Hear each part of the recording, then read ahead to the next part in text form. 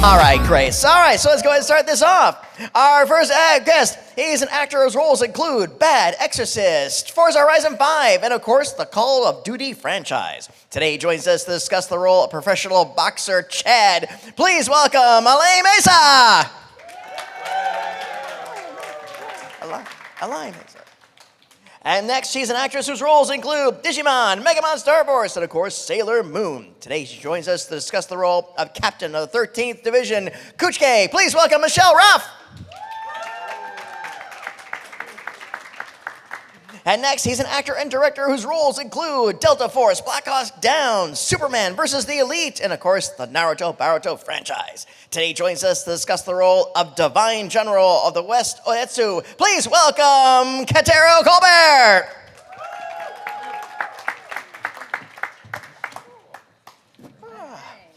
Well, friends, I hope you've been enjoying your weekend here in Miami. Yeah. Yeah, fun. It's been an OtakuFest. Yes, yeah, and if it's your first time here, I know that we say it's the Sunshine State, but, it's really the Steam Bath State. The what? The Steam Bath State. It's moist. It's been moist. It's good for the skin. Yes, for the absolutely. Good for the skin, not so much for the hair, but that's so.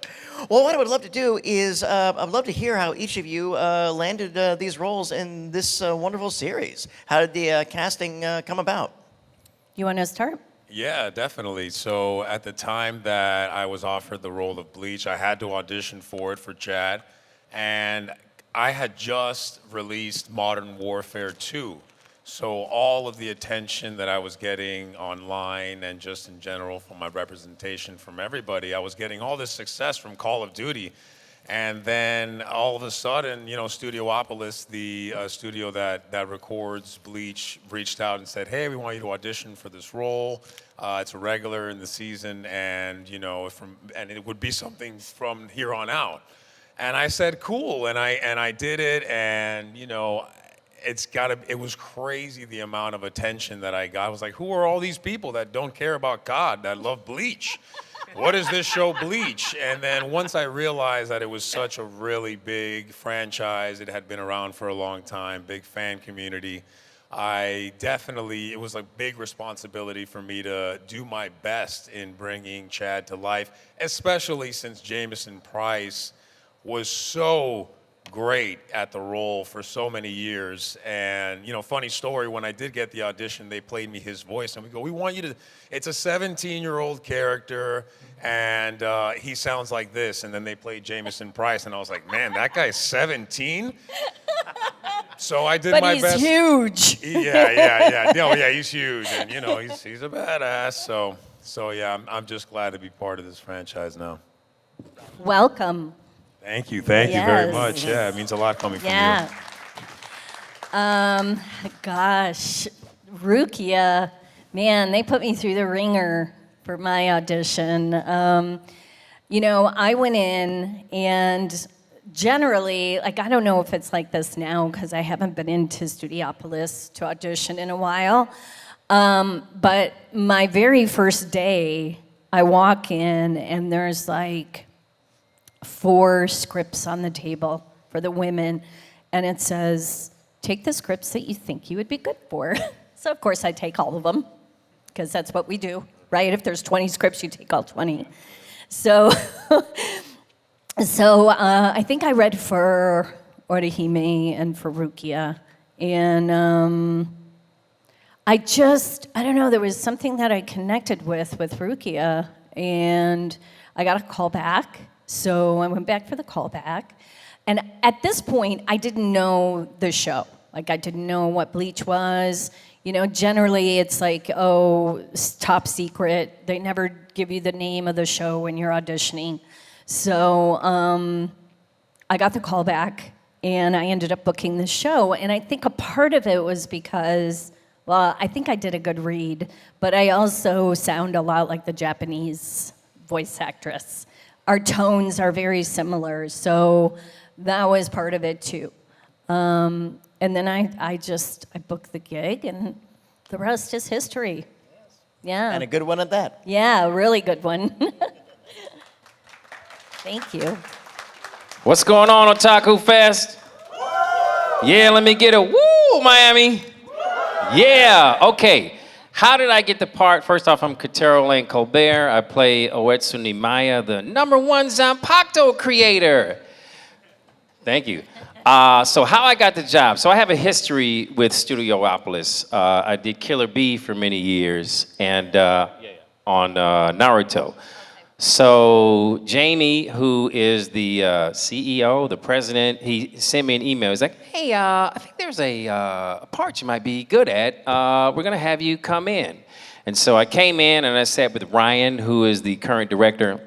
And he was like, okay, here's this dude, Ōetsu Nimaiya. I think they really call me in because I look a little bit like the dude. And they're like, okay, so here's who he is. He's the Zanpakuto creator. He's part of Zero Squad, yada yada, bang bang bang.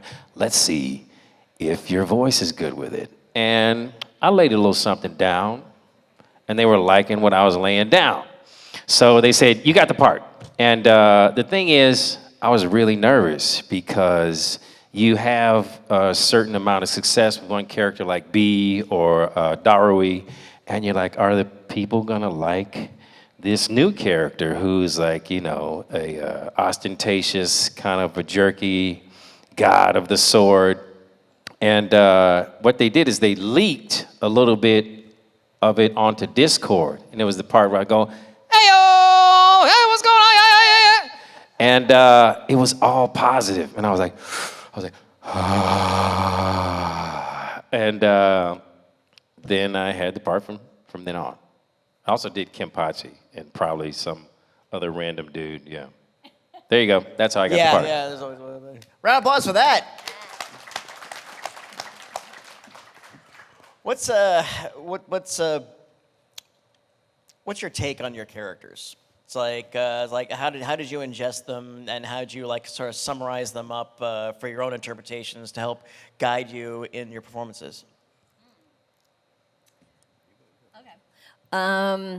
Well, when I first started recording, I was like, yes, she is super badass, and I get to play this really cool, you know, Soul Reaper. She's like literally the very first episode, she's like doing parkour, jumping from building to building, and she's got this really great monologue, and I had no idea what was coming down the line, you know, because anime, they got to twist it up.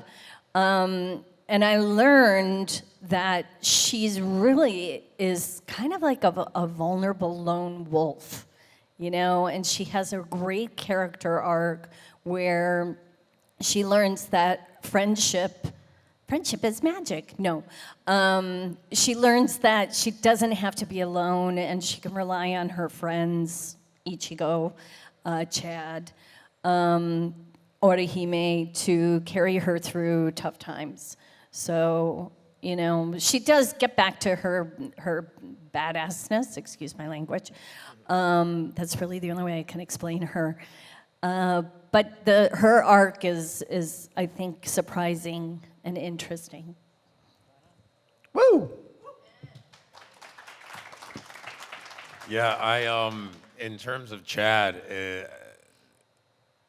the stuff that Jamie had been bringing me in for had been a lot of very quiet, wise characters who can get the job done. That's kind of like what I did in COD too. At the time, that was a very similar character.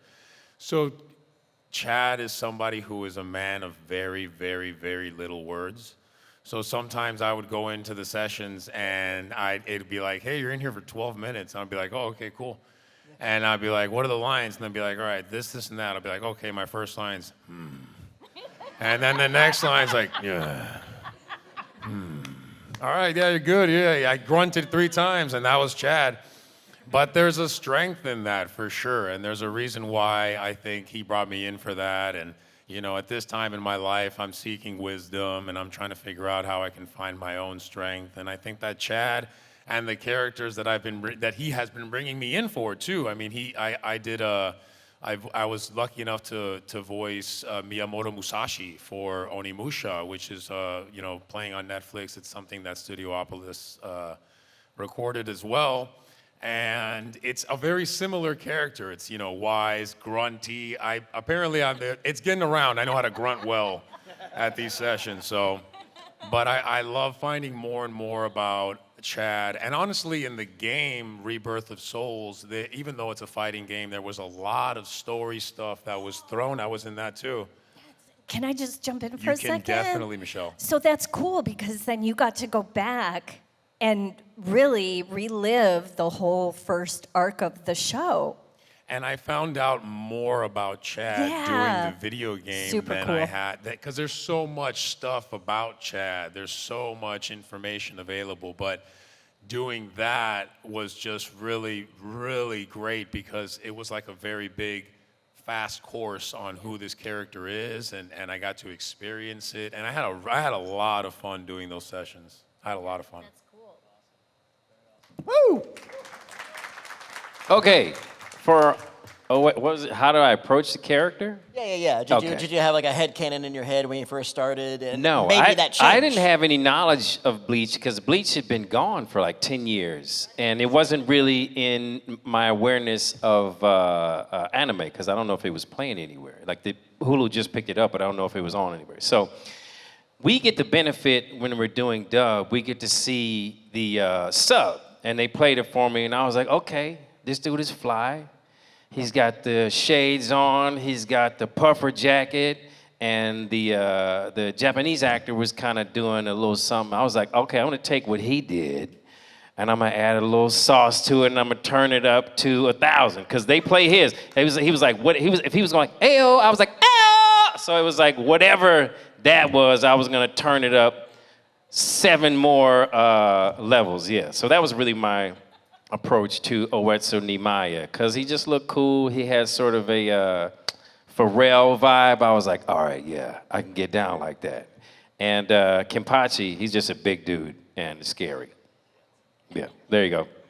Yeah. Woo!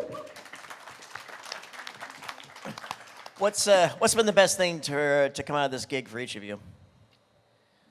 Getting to meet the fans. Like, when I first started recording Bleach back in 2006, I had no idea it was going to be as big as it was. You know, I just had no clue. And God, it's like, how many years later? 19 years later, we're still at it. And the fandom has grown. Like, it was big then, but now it's like huge. You know, we have people who used to watch it back in the day. We have their nieces and nephews. Generation. Yeah, we have their kids. We have mothers and fathers who've been brought into the fold from, you know, the kids and the grandkids. It's just gotten huge. And the amount of positive feedback that I get, and I'm sure you guys get from the fandom, is just incredible. It's really amazing. When you said before, and again, nobody ever really knows like it's going to be a success, so you just roll the dice. When did you realize that it was possibly exceeding expectations? As soon as I started, I was like, whoa, hold on a second. Like, you know how people talk? It's like people will talk, this is one of the big 3, it's going to be huge, it's blah, blah, blah. And I'm like, well, I don't know what it's going to be. I'm just enjoying playing the character at this point. Like, you know, you can't put anything on it because as soon as somebody says that, it's like the kiss of death. You know, oh, it's good. There's going to be a lot of people here today, and then nobody shows up. So, you know, I was just like, whatever. I'm not going to pay attention to that. I've just got to put my head into this character and do the best that I can to bring her to life. So all of the other stuff, how big the show is icing on the cake. Like, getting to play the character for me is the prize, you know? Woo! You want me to answer? Okay. For me, I echo what Michelle said, meaning fans, because as voice actors, what we do is we go into a room by ourselves. There'll be a director and a engineer, and sometimes those are the same person. And you know, we're doing our best to bring a compelling take on the characters, and we don't really know how it is affecting you, the viewer who has spent, hundreds, if not thousands of hours with these stories. So to be able to interact with you and understand that, we have affected your lives and we have entertained is so rewarding for me.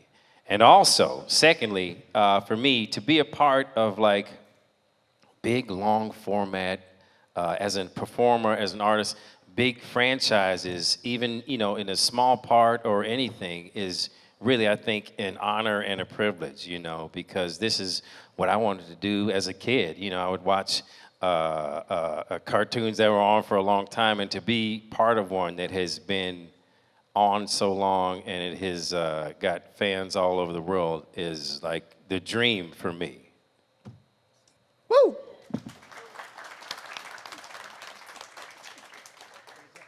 Might as well say the same thing, and it is true. It's the fans. The fans are the best part. The fans for COD, the fans for Bleach, to be able to give back to the community. This is my first con that I've ever done, and it just so happens, yeah.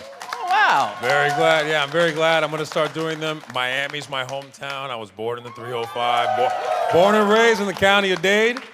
So I'm glad that it was back at home and then just meeting everybody. But I will say that even before the cons, doing cameos and doing streamalies, I get a lot of requests from people that are saying, hey, I'm going through a tough time, or things are really difficult for me, or I've lost a loved one. What words of advice can you give?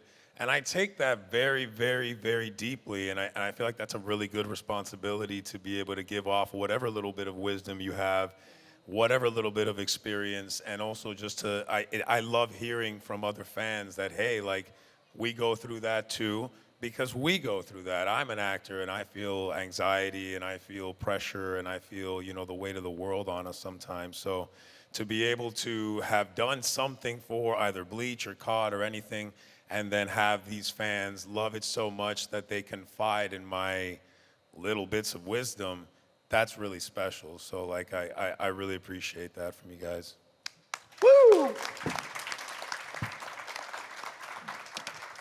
Well, thank you so much for indulging my capricious curiosity. Before I go on out, so take some of their awesome questions, I just want to say on behalf of myself and this audience, I just want to thank all three of you. I want to thank you for your talents and your professionalism, for the performances you brought to these roles in this show, and your collective body of work. You've all done some fantastic stuff, and thank you so much. Thank you, for Patty. Give it up for Patty for holding it down. Appreciate you, brother. Thanks. Shucks. Yes, all right. All right, folks, like I said, I'll just go on out and take hands. So, okay, right up in the front here. Okay. Hey. Hi, what's your name? Hi. Oh, sorry. Hi, I'm Xavier. I have been a longtime fan. My dad and I bonded growing up, obviously, watching Bleach, and we love that it's back, and we're so happy. So my question to you guys is, do you guys have like a pre-ritual you do before a session that helps you really bring out that inner Bleach character? And it doesn't have to be a Bleach character, but just kind of bring out that zen, like, yeah, Well, gosh, for Rukia, for me, I just feel like she's super easy for me to connect to. And I don't know if it's because I've been with her for so long that it's just become like a part of me. But I mean, aside from like vocal warm-ups, I do a whole thing with vocal warm-ups and stuff, and like, physical exercises. Because for me, voiceover acting, as we know, it is acting. I'm very physical when I'm in the booth, so that would be for me. I don't really have any rituals. What they'll do is they'll give you, even if you don't ask for it, a little sample. So it's like, here's a little sample of what Ōetsu sounds like. They're like, hey, what's up? And I'll go, okay, I'm locked in. But that's really the only thing. I mean, I drive to Burbank, and that's really the ritual. As I put my headphones on, yeah, that's right, yeah. Yeah, I live pretty close to Burbank, so I don't have that much of a ritual. It's a shorter ritual. But I can say that, yeah, it's the same thing. They'll play something that I've done in the past couple sessions, and it's usually pretty easy to just be like, okay, this is the voice of the voice. I'm Chad. and that's it. And then you just kind of get into it. Also, what they play for you, the Japanese version it will dictate what you do. So sometimes will find Chad in the middle of a take, and and they're like, yeah, that sounded great. So. Great question. Start us off. One for you and one for your dad. Thank you. Oh, you're welcome. Where it is. All right. Round of applause. That was a good one. Okay. And anybody else got one? Not everybody Don't be at shy. once. Slow down. I'll bribe you with 2 pieces of candy if that'll. All right, I got this guy. Okay. Hey, what's your name? Hi, my name is Jacob. What you got? So my question is, like, do y'all just sometimes ever just randomly slip into character with just random situations, just like in general, sometimes, just like, ooh, just like that?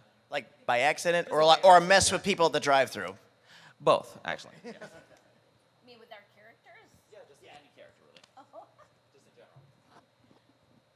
I'll do like mad freestyle raps as Killer B all the time. People are like, do you want to, go? And I'll be like, yo, on site, fool, let's go. But, what I do, I don't know about specific characters, but if I hear something that I really like, I'll record it. Like I'm messing around, like, hey, what's going on? I'm like, oh man, let me record that. And I'll do like a bank of voices to keep for later, because for when we get auditions, like, oh yeah, I can do this for that. I'll go my party, hey, what I like, anything, yeah. I when I was a kid, I used to do, whenever the phone would ring, I'd be like, hello. You calling the doctor's office? Yeah, and messing around, but nothing character specific. That's funny. I don't. Like half the time I'm with my husband, and if he sees or if I see like, a sticker of a character I play, or somebody's got a T-shirt on, or a backpack, he'll be like, oh, my wife's the voice of blah, blah, blah. And they'll just look at me. Because, people don't know who we are and in the real world. And they'll just stare at me. And I'll be like, she's the voice of blah, blah, blah. And then I'll do the voice. But I usually am like, stop it. Don't do that.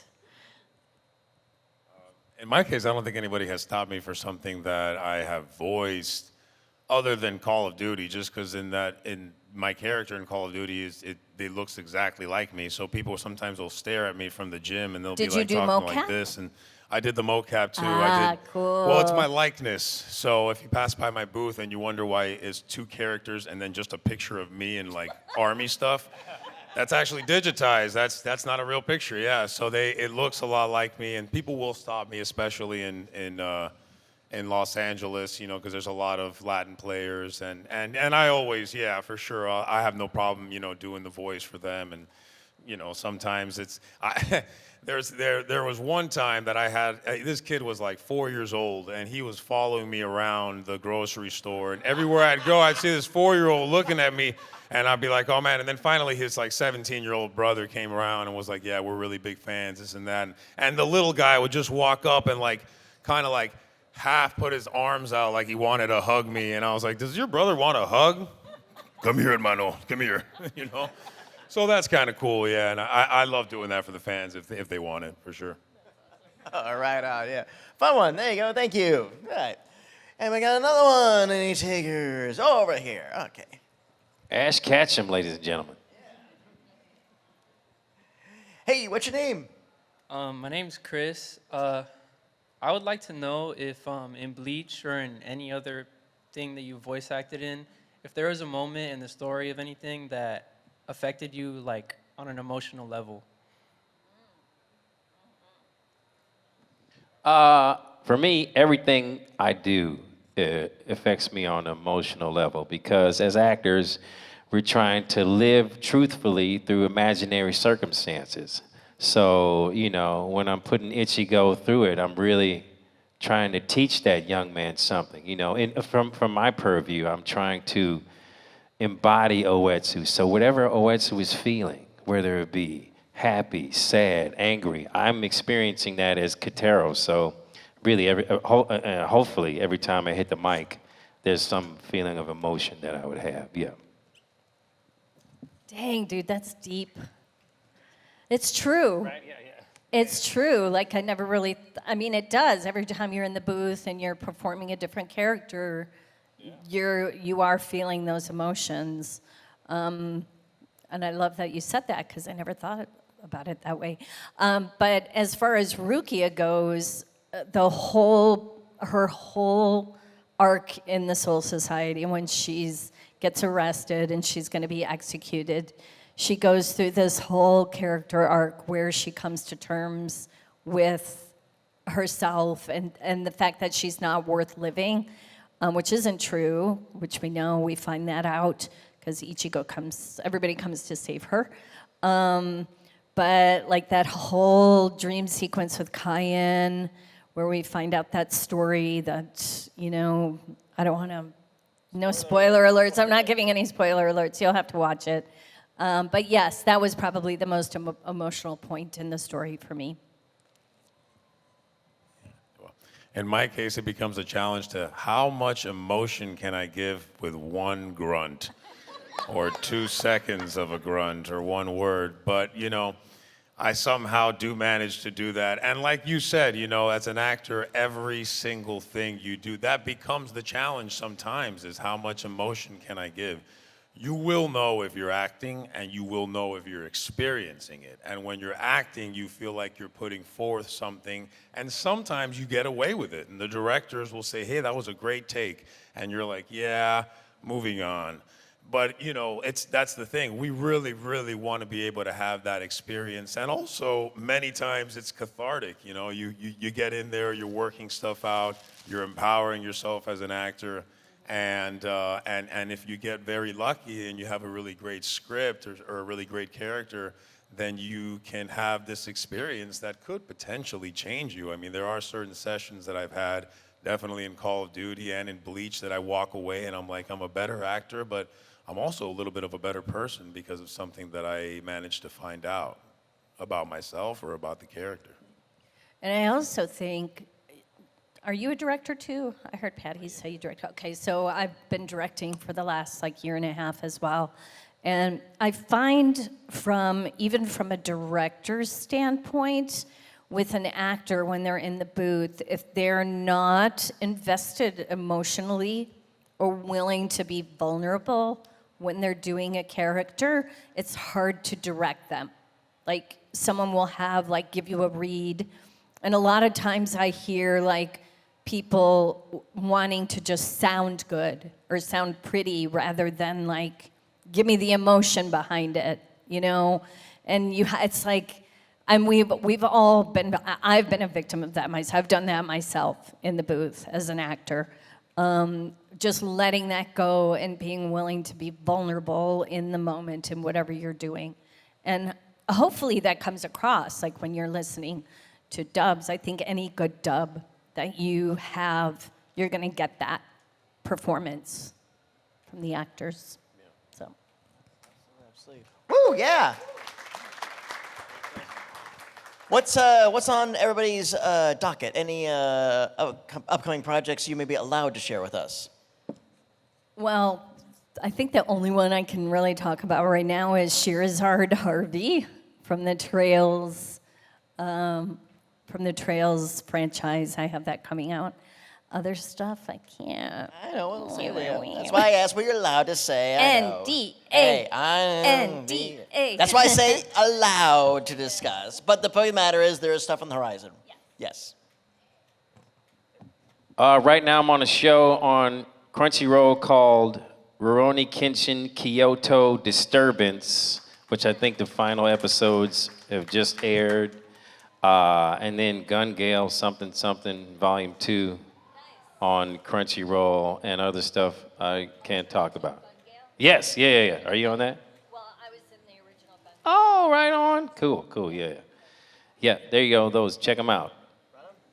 Yeah, I'm also under some NDAs, so I can't say certain things, but there are a couple projects that I'm working on, not just in anime, but in animation, so a couple really cool things for some good streaming services, and unrelated to acting or anything, maybe or not, but I'm so excited to play GTA 6 whenever it comes out.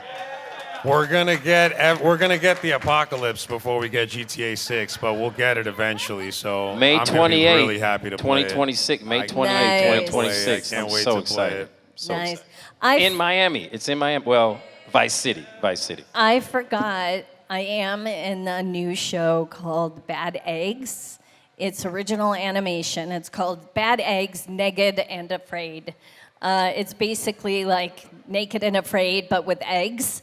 And it's on YouTube, and it's Yuri Lowenthal, Tara Platt, me, and Dina Sherman, who is producing and directing the show. Awesome. But it's original. It's silly and fun. That's a killer cast. That's it. And one final question. Would you like to take a picture with this wonderful audience? All right, folks. Heck yeah. We're gonna everybody come towards the stage, not on the stage. Everybody come up towards the stage. Now, how we make this work is kind of keep a empty hole here. That way, we're in front. You know, they can